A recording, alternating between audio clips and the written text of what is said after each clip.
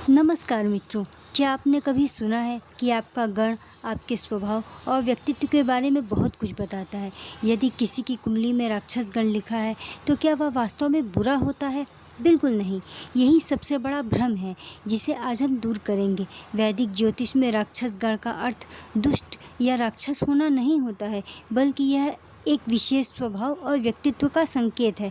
आज इस वीडियो में हम जानेंगे राक्षस गण क्या होता है, राक्षस गण में कौन कौन से नक्षत्र होते हैं, राक्षस गण वालों का स्वभाव कैसा होता है, उनकी सबसे बड़ी ताकत और कमजोरी क्या है, उनके लिए सबसे अच्छा मंत्र और उपाय कौन सा है, और विवाह एवं जीवन में किन किन बातों का ध्यान रखना चाहिए। इसीलिए इस वीडियो को अंत तक अवश्य देखें, क्योंकि हो सकता है कि आपको अपने बारे में बहुत सी ऐसी बातें पता चलें जो आपने पहले कभी नहीं सुनी हैं। राक्षस गण के प्रमुख नक्षत्र कृतिका, आश्लेषा, मघा, चित्रा, विशाखा, ज्येष्ठा, मूला, धनिष्ठा और सतभिषा। राक्षस गण के जातकों का स्वभाव। राक्षस गण के जातक साहसी, निडर और चुनौतियों का सामना करने वाले होते हैं। आत्मविश्वासी, प्रतिभाशाली और नेतृत्व की क्षमता से भरपूर होते हैं। ये स्वतंत्र विचारों के धनी और अपनी बात को स्पष्ट रखने वाले होते हैं। निर्णय लेने की तेज क्षमता और जोखिम उठाने से ये नहीं डरते हैं। राक्षस गण वाले कठिन परिस्थितियों में भी डटे रहते हैं और सफलता प्राप्त करते हैं। कभी कभी जिद्दी, गुस्सैल और अपनी बातों पर अड़े रहने वाले होते हैं। न्यायप्रिय होते हैं, ये अन्याय सहन नहीं कर पाते हैं। रहस्यमय, गूढ़ विषयों एवं अनुसंधान में रुचि रखने वाले होते हैं। महान उपलब्धि हासिल करने की इनमें तीव्र क्षमता होती है। राक्षस गण वालों की ताकत। राक्षस गण वाले कठिन परिस्थिति में भी डटे रहते हैं और हर चुनौती का डटकर सामना करते हैं। एक बार एक लक्ष्य निर्धारित कर लें तो उसे पूरा करके ही मानते हैं। तीसरा पॉइंट, स्वाभाविक नेता होते हैं और दूसरों को प्रेरित करने और आगे बढ़ाने की इनमें क्षमता होती है। खुद पर पूरा विश्वास रखते हैं और बड़े से बड़े कार्य को संकल्प लेके कर सकते हैं। ये संघर्ष करने से कभी नहीं घबराते हैं और सफलता प्राप्त करने की क्षमता रखते हैं। राक्षस गण वालों की कमजोरियाँ। ये जल्दी क्रोधित हो जाते हैं, जिससे बनता हुआ कार्य इनका बिगड़ सकता है। ये अपनी बात पर अड़े रहते हैं और दूसरों की सलाह को मानने में इनको बहुत कठिनाई होती है। तीसरा पॉइंट, कभी कभी अहंकार हावी हो जाता है, जिससे रिश्ते में तनाव आ जाता है। तुरंत परिणाम चाहते हैं, देरी सहने की क्षमता इनमें कम होती है। कभी कभी बिना सोचे समझे जोखिम उठा लेते हैं, जिससे नुकसान की संभावना बढ़ जाती है।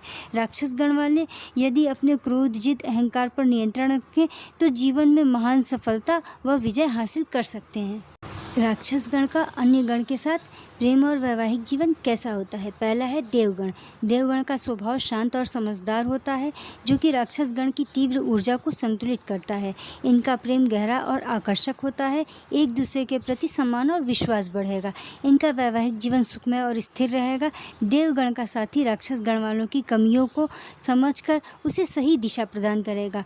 मनुष्यगण। मनुष्यगण में दोनों क्या होते हैं, एक दूसरे को समझने की कोशिश करेंगे, लेकिन कभी कभी विचारों में अंतर आ जाएगा। इनका प्रेम जीवन सामान्य से अच्छा रहेगा। बातचीत और समझ से रिश्ते में मजबूती आएगी। इनका वैवाहिक जीवन ठीक ठाक चलेगा। धैर्य और समझदारी से रिश्ते को सफल बनाया जा सकता है। राक्षस गण का राक्षस गण के साथ संबंध। दोनों का स्वभाव प्रबल और आत्मसम्मानी होता है, जिससे टकराव और अहंकार की स्थिति बनी रह सकती है। प्रेम बहुत तीव्र और जुनूनी होगा, लेकिन ईर्ष्या, नियंत्रण और गुस्सा भी रिश्ते की समस्या लेकर आएगा। वैवाहिक जीवन में उतार चढ़ाव अधिक रहेंगे। धैर्य, त्याग और एक दूसरे के अहंकार को छोड़कर रिश्ता टिकेगा। सफल वैवाहिक जीवन के लिए उपाय।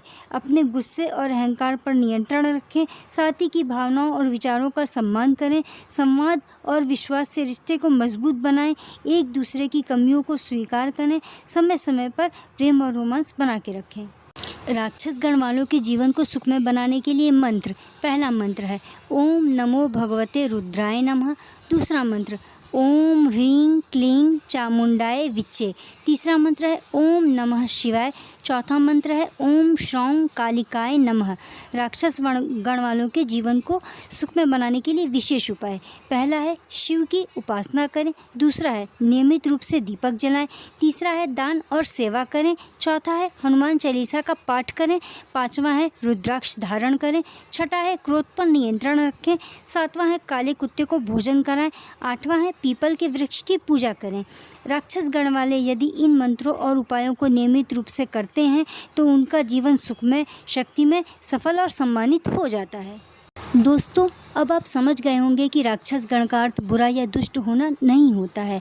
यह केवल वैदिक ज्योतिष में व्यक्ति के स्वभाव और प्रवृत्ति का एक वर्गीकरण है। किसी भी व्यक्ति के गुण, कर्म और संपूर्ण जन्म पत्री का अध्ययन किए बिना उसके बारे में निष्कर्ष नहीं निकालना चाहिए। यदि आपको यह वीडियो पसंद आया हो तो लाइक करें, अपने परिवार और मित्रों के साथ शेयर करें और ऐसे ही ज्योतिष, नक्षत्र और सनातन धर्म से जुड़ी प्रामाणिक जानकारी के लिए हमारे चैनल को सब्सक्राइब करके बेल आइकन अवश्य दबाएं। हर हर महादेव, जय श्री महाकाल।